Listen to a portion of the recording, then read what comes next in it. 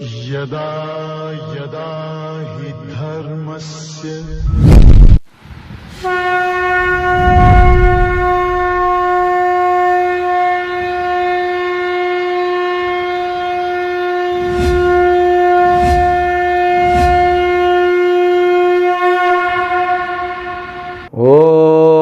ब्रह्मादिभ्यो ब्रह्म विद्या संप्रदाय कर्तृभ्यो वंशऋषभ्यो महद्भ्यो नमो गुरुभ्यः सर्वोपप्लवरहित प्रज्ञान घन प्रत्यगर्थो ब्रह्माहमस्मि सोहमस्मि ब्रह्माहमस्मि।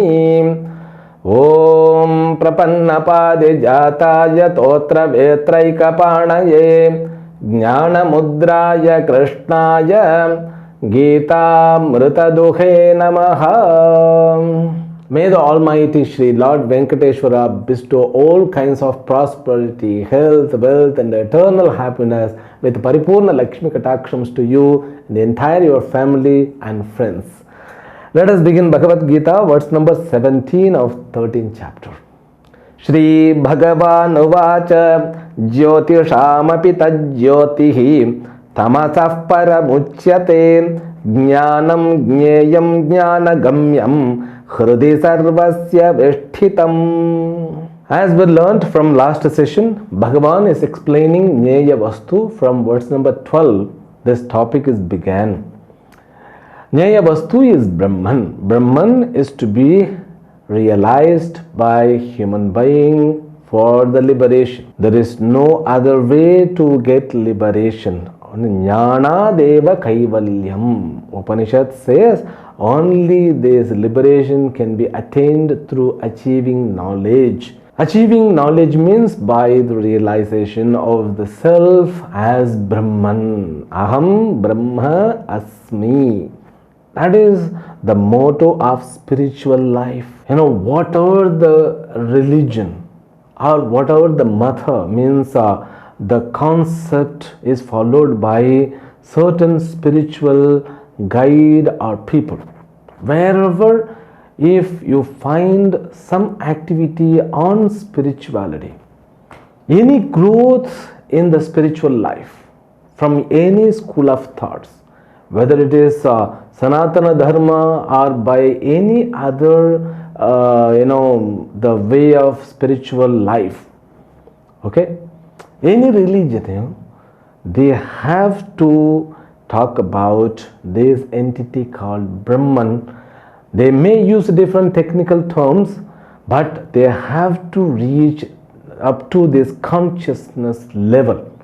Otherwise, the spiritual progress won't take place. If at all there are some concept without touching this, the conscious principle or Brahman principle, it will be incomplete. It will be like an incomplete concept or a method of life. Nishtha. The spiritual growth only gets completeness by the realization of Brahman. Therefore, Bhagavan is just establishing that firmness. This is alone only way for moksha, liberation. Okay, that Jneya Vastu means to be known, that Jnanam to be realized. That Jnanam which is said to be Brahman, Brahman has got three kinds of attributes which we learned from last session. Sad principle, Ananta means unlimited principle, which is known as Ananta principle. Now Chid principle. Chid means it's the conscious principle. That existent Vastu, which is unlimited, that is in the form of consciousness. Now the consciousness, what kind of consciousness? Now the consciousness which is compared with the lights of the world. There are 5 kinds of lights which I said in the last session. The first light means illumined entity, luminous entity we can say, that which illumines other object. The light which lightens other object, that is the first illuminous principle or entity. The light of sun, the light of moon, and the light of even stars, the light of lightning. All these principles, they enlight other object, they illumine other objects. Okay, but they go failure, or they failure to illumine this consciousness which is in the form of me or in the form of I. The Brahman cannot be enlightened by these five lights, because this Brahman, which is the light of lights, the Brahman alone illumines all these lights. That's what said in the last session. Jyotisham api tad jyotihi. So what kind of light is that? The light which is beyond even the darkness. Now when we discuss about the light principle, we have to talk about the darkness principle. So what is the darkness? Can you see the darkness? We cannot see anything that is taken as the darkness. Okay? A state or a situation or environment in which we are not able to see other objects, it is considered as a darkness. Where there is no light, then the darkness is experienced. Darkness is not seen. The eyes loses capacity to see the darkness. Okay, so light also cannot be seen. See now, are you able to see my palm, my hands with the fingers? Now, so you are able to see my fingers means what? There is a light which is illumining this. Therefore, we are able to see this hand. If there is no light, you cannot see the hands, you cannot see anything. Eyes, they lose the capacity to see. The things becomes invisible when there is absence of light. Okay, now the darkness means what? Absence of light causes for the darkness. So when light comes, darkness goes away. So light and darkness, they are opposites. Where there is light, you cannot see the darkness. Where there is a darkness, you cannot see or feel anything. But this Brahman, the consciousness, is not veiled by the darkness. It is not enlightened by the light of the universe. Sun cannot enlighten the Brahman. The absence of sun, which is known as a darkness, the darkness occupies everything. When there is no sun, if at all there is a sunlight, so there is a darkness under the roof. If you construct the house, so under the ceiling, if you don't have electricity, if you have rise and four walls and one rooftop, there is a darkness. The capacity of the darkness is more than the light, because universe is filled with the darkness. So that's considered as a Maya Karyam, because science it sees from the different standpoint, but Shastra it seems from the different standpoint. It says darkness is known as Ratri Devata. The dark, see Ratri Devata, when you do Sri Vidya Upasana, there is one sukta, Ratri Suktam. When you chant Devi Mahatmya, in north we call it Saptashati, or in south we say Devi Mahatmyam, the text which we get from Markandeya Purana. It talks about the glory of goddess Chandi. That shlokas alone used for Chandi Homa.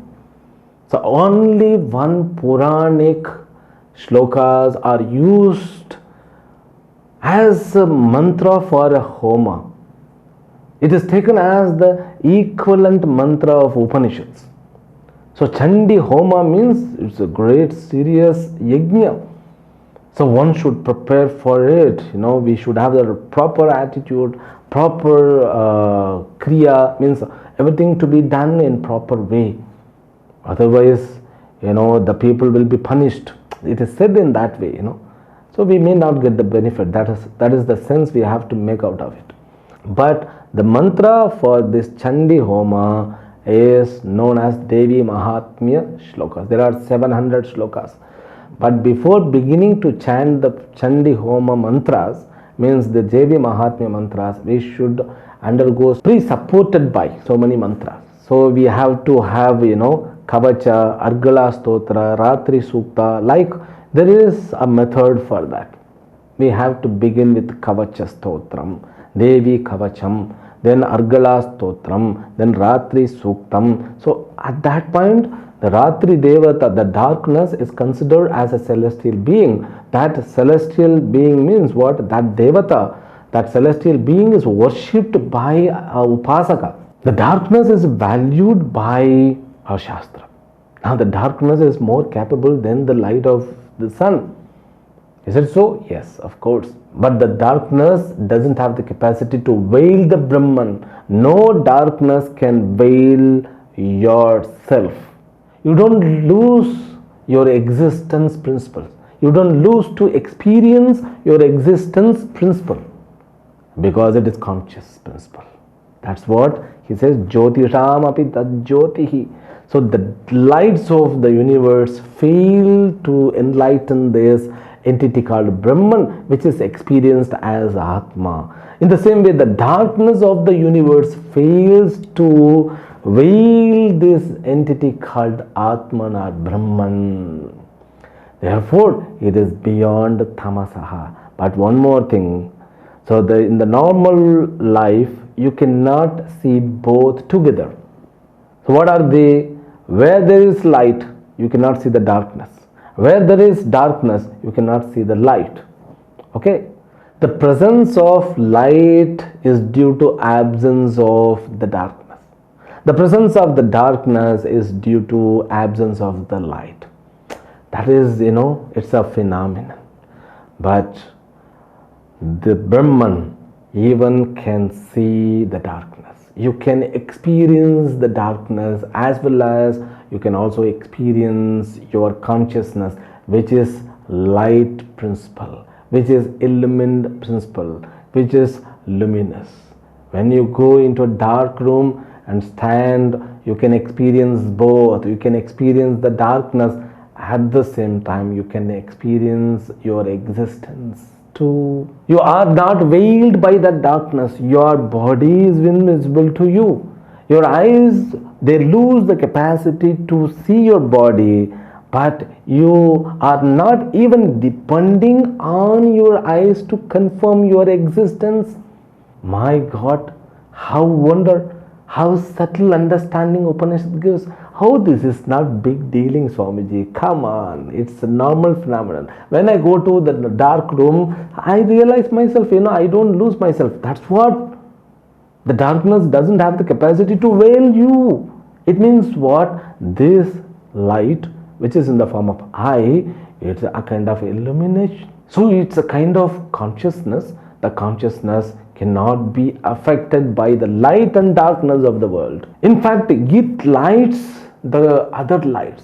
You confirm whether there is a sunlight or not, moonlight or not, the fire is there or not, the darkness is there or not. The darkness is confirmed by the conscious principle, which is luminous. Now, by our conscious, we can confirm other light and darkness of the world. Therefore, tamasaha paramuchyate. And tamas means one more meaning here, Maya principle, avidya principle.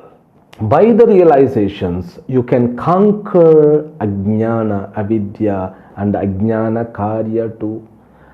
You can overcome your suffering. Suffering is because of what? Ignorance. Ignorance means what? Ajnana. Ajnana means what? Absence of the self-knowledge. Where there is absence of self-knowledge, there is a darkness. Though the illumined object, that consciousness is experienced by the person, but still he can continue with the darkness. That's the beauty of samsara. Because he thinks that he is limited, he is occupied with karma phala, he undergoes happiness and sadness of the worldly experiences. He enjoys that. Ajnana, darkness. But when you realize about your conscious principle as existence, Sad principle, Chit principle, Ananta principle, then you are enlightened. So when you are enlightened, this avidya principle, which is known as ignorance or Maya principle, loses its capacity to affect you, to bother you. That's what, tamasaha paramuchyate. This is which the superior than Mayaji. So now he has concluded and he brings one more clarity with that.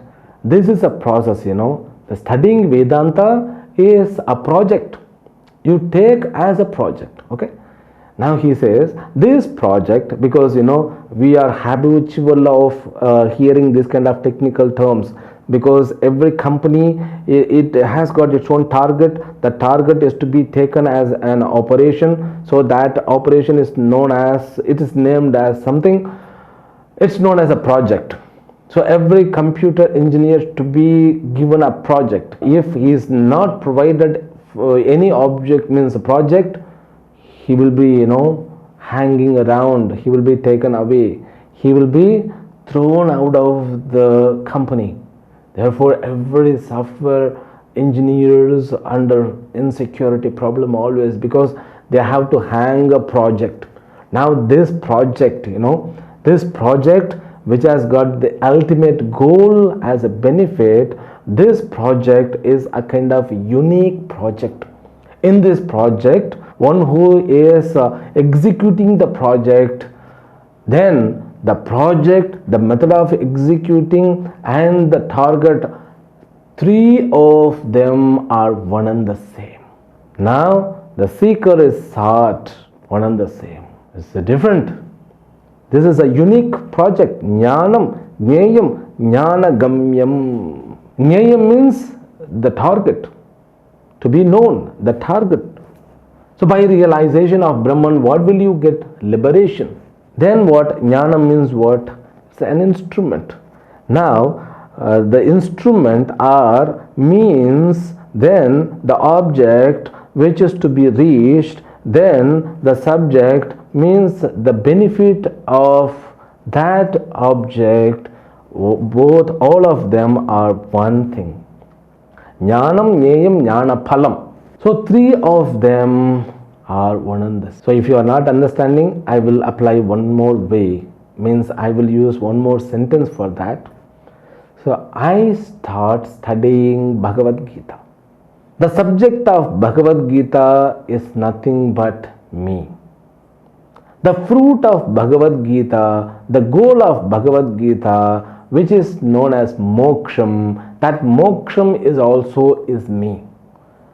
I am the student, I am the subject, I am the target. All these three are nothing but me.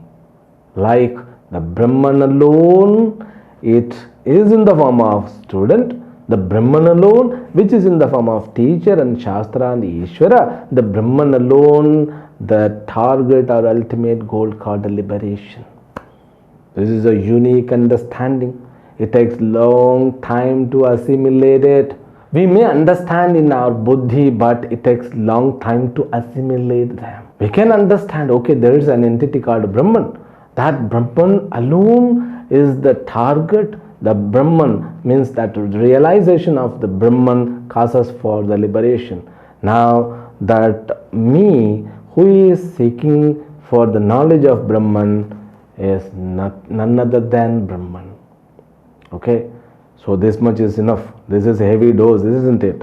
Therefore he says this, all the things are Hridi Sarvasya Vishthitam, in the heart of all is presented. It is presented means it is present in the heart of all. Now Bhagavan gives one more class. Hridi Sarvasya Vishthitam. The seeker sought and means for the knowledge, everything where it exists only in the buddhi. Now wherever you get the word Hridi, Hridi means in the heart. That is the short and simple meaning. Hridi means in the heart. Heart means it's not a physical heart, or heart means it is not this place. Heart means buddhi guha. Yo veda nihitam guhayam parame vyoman. So guha, hridi. So both word it refers buddhi guha. Buddhi means intellect. So where we realize ourselves, where we experience ourselves, not in the physical body, not in the mind, we experience ourselves in our buddhi. So that is known as hridi. Sarvasya hridi vishtitam. This entity alone exists or experienced in all buddhi. That's all. Now it is experienced. That's what the conclusion. It is experienced whether you are aware or not. It is experienced. So when it is experienced only in the waking state or what? Or in the dream state or what? Or only in the sleeping state or what? No, it is experienced throughout dream state, waking state and sleeping state. It is experienced as the self. That is known as knowledge, Jnayam and Jnanagamyam. That is the subject of Upanishad. That is the means for the Upanishad. That is in the form of knowledge. With this idea, Bhagavan concludes the concept of Brahman. The conclusion comes in the 18th verse. Let us read it. Iti kshetram tatha jnanam jneyam choktam samasatah madbhaktaye tadvijnaya madbhavayopapadyate. Now Bhagavan concludes by saying that how many topics have been completed. Bhagavan says, I have completed 3 topics for your question. Your question contains 6 technical terms. Out of them, I have given explanation for 3 technical terms. What are they?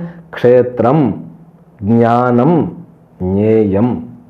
I have explained or I have given the knowledge about Kshetram. Kshetram means what? That I have explained. Then the second topic, Jnanam, means what? That also I have explained. There are 20 virtues, Vedantic friendly virtues or life friendly virtues that I have introduced, which is in the form of Jnanam or in the form of knowledge. Then Jneyam. Jneyam means what? It is to be known. The Jneya Vastu, the to be known entity is called Brahman. That also I have explained briefly to you.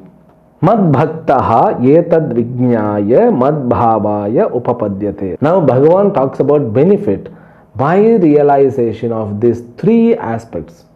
Kshetram, Jnanam, Jneyam. So it is said by Bhagavan. So what is the benefit by knowing these 3? Madbhaktaha. Madbhakta means my devotee. So in that one word, the 12th chapter is being completed. So once you complete the 12 chapters, first 12 chapters of Bhagavad Gita, then alone you can have yourself as a bhakta. You can become a bhakta. Madbhaktaha. The person, one who has assimilated the 12 chapters. Etad vijnaya. By understanding these 3 words, technical terms, madbhavaya upapadyate. He reaches up to my level. He reaches madbhavaya means he reaches my position. It's not a position, he reaches my level. It means what? He realizes how I have realized myself. Madbhavaya upapadyate. He reaches up to my level and he becomes eligible person. He can continue his life as a Jivan Mukta. But still there are 3 more words to be explained. That is beginning from the next words. We will continue that words from the next session tomorrow. Harihi Om. Shri Gurubhyo Namo Namaha. Om Purnamadah Purnamidam Purnat Purnamudachyate Purnasya Purnamadaya Purnamevavashishyate. Om Shanti Shanti Shanti. हरिः ॐ श्री गुरुभ्यो नमः हरिः ॐ।